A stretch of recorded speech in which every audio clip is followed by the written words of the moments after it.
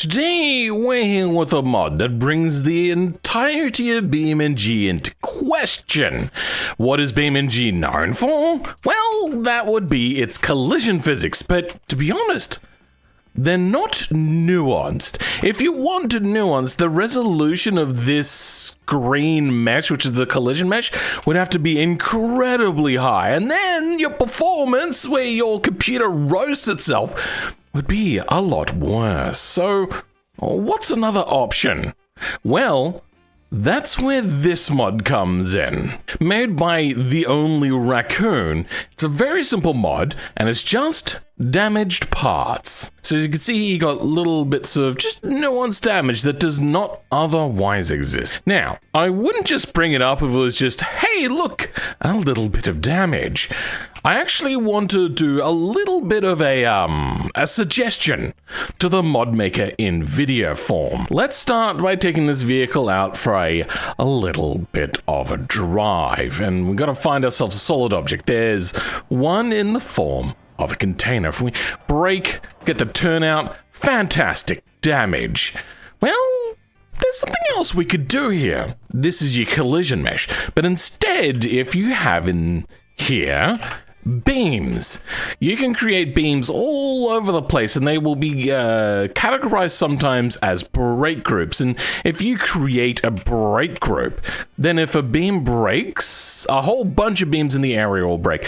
But what that also does is something a little bit tricky. Let's put a windshield in. Looks perfect to me, right? Well, let's go ahead and that's not gonna be, oh no, it is fast enough. Great, now we have a broken windshield. But I was just saying that BeamNG's crash physics are not nuanced. But this looks quite nuanced. There's fracture cracks and everything. Well, that's because there's a little bit of a trick happening here. If we change our beam type to broken, wait, no, that's, if we go back to here, oh, you know what? I don't remember how this is. So this is something that I've heard about. Somebody is looking to do something similar, but there's a little bit of a trick happening, and let me show you on the default vehicle. If we go to the pickup, then find the windshield. If we have a look, we have a deform group. Okay, so that's what it is. So it's a deform group, not a break group. I've heard about this, but I've not actually used it. What will then happen is we have a deform material change. The normal glass is pick up glass, and then the deform material damage is this. Now, for this, you could actually use that to put scratches on cars, which some people like Muye have asked for. Desperately needs surface damage, be it scratches or dents. So theoretically, you could have this used to create scratches. There's a little bit of a problem though. Currently, vehicles have basically one material for the whole vehicle. So one scratch here would add it to the whole vehicle. So you would have to have lots and lots of different areas. And it would also be very generic. So say that you broke up the materials, even though it would look like the same, you could have this be a different material, this be a different material. But then when this gets damaged, it's always going to be like the one type of scratch. So it's not a perfect way of doing it. And the reason why I haven't done this is because somebody actually gave me the idea when they said that they were making. I was like, you know what? I don't want to step on his toes. So I'm not going to do it. I'm going to let them do it in their own time. Because also, that's making material stuff, and I hate doing material stuff more than I hate doing work. The next step it does is there's also a way of making it deform into a different mesh. So once you crash, it goes to this. Now, this is the part which I was mostly thinking about in terms of this person. If we have a look at the windshield, it's really only just a little bit of stuff here. I don't think there's actually a mesh of crash stuff in here yet. We can go in visualization, and there should be, oh, here we go, wireframe mode. If we go in, yeah, there is no, by the looks of it, collision mesh, like broken stuff for the windshield. But if we just go ahead and crack this windshield a little bit, hold on, maybe if we pull it out. Okay, you just don't want to break, do you? Maybe I'm not grabbing a windshield node. Let's grab this one. There you go. Now, we have this really complicated mesh in there. So it actually changes what meshes are here. And I think, theoretically, if you were to set this up, you'd be able to have, if you damage it, it would go to this sort of thing. You'd have the material change added on to the normal sorts of damage. Now, I know that that's not entirely what you're doing here. You're just trying to make a vehicle that looks like a beta. Maybe not you if you don't want to get too complicated into modding, but that would be cool. Let's get out of wireframe mode. Let's just take a bit of appreciation though. They've done a pretty good job here. Unfortunately, they fall into the problem that I have where sometimes you don't fill in the gap because BeamNG doesn't have just flat bits of material. For instance, like down here, you think that this would just be a simple bit of metal. But if you go in here, that's not just a simple mesh, that's 2 mesh thicknesses because they don't like being double-sided. And the reason why they don't like being double-sided is because lighting doesn't work very well. Now, we can't see it because it's one-sided material, but you can have 2-sided materials.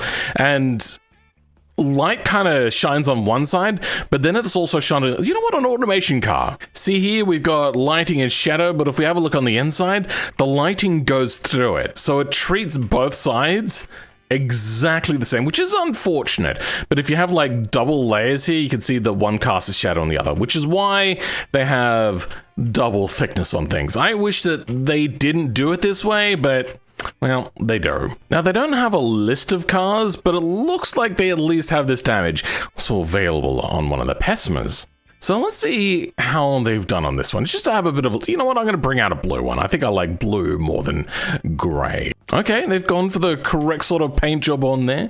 Fantastic work. See a little bit of a dent around here. I'd like a theme on damage, so like a crumpled inside maybe. They've got like little dents that you would see here and there. Is this an in-game material? Because this material, I don't recognize it, but it looks pretty good. Scratches on the bumpers, sure, looks great. Nice little dent in there, but it looks like they've tried to panel beat it back out. For a simple mod, I think they have done a fantastic job. Just adding a little bit of extra interest to the damage which you'll see on the banger vehicles. For instance, let's bring out the Disappointment, which is a normal vehicle in the game. Absolutely perfectly pristine bodywork. Wow. Okay. I mean, I get it. That would be extra file size for the game devs to keep pushing out through Steam, maybe. I don't know. But like just a little bit. It just adds. It really does add to it. In fact, actually, let's go on here and let's add all the damaged bits. For instance, we have, damaged step side. You know what, yeah, let's try out the damaged step side. Oh, that looks pretty cool. A square chunk taken out of it? I'm not a big fan. All right, example time. Let's bring out this vehicle again. Have you always wondered how automation cuts out the holes and then has a mesh fit in there perfectly? It's not deforming the body's mesh. The body's mesh is actually still there. It uses a thing called a stamp, and what that does is basically cuts a very fine material line around there, and then this mesh is just here and it hides underneath, but you still see it. In fact, let's have a look at one of those stamps. This is not a complete stampage, but we could see that this is kind of the front area. I mean, you may not be able to tell, but I know how I made this car, so I know that that's actually the front area. Everything that is white will be normally visible. Anything that is black is a void and will be transparent, leading us to be able to see through the body and see the mesh underneath.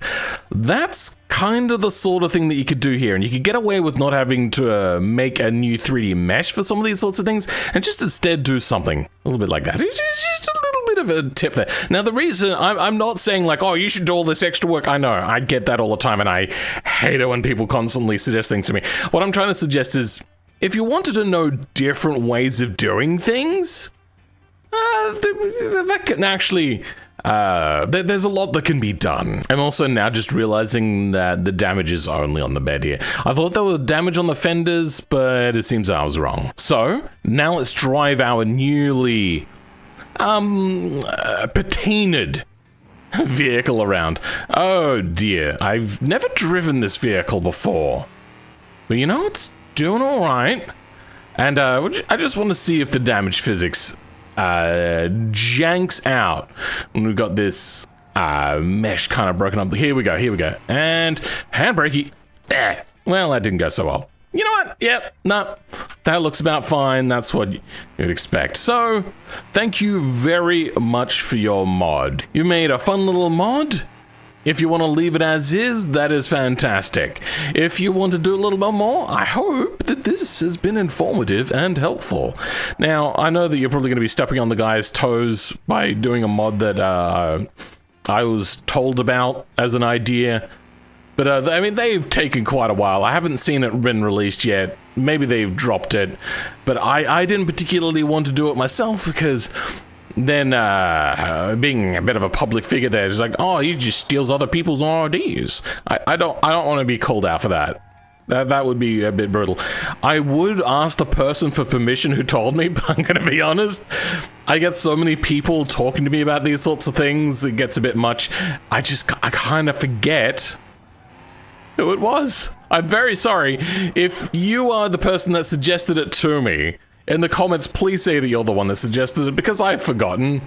I know that it's somebody that I've spoken to before or seen around a lot, so I know them. I just can't remember who it was, because I was gonna ask them if I could do it, but anyway. What I will ask, though, is for you to like and subscribe. Please subscribe. I'm getting very close to 30,000. If I don't get more subscribers soon, maybe Twin Turbos will come back to YouTube and then create a bigger gap between him and me with his Riz. But for now, I would like to thank my channel members. You guys are amazing, especially the Rogue Tick, the Crown Priest, who is a paying top tier channel member. For the rest of you though, catch you all next time. Goodbye.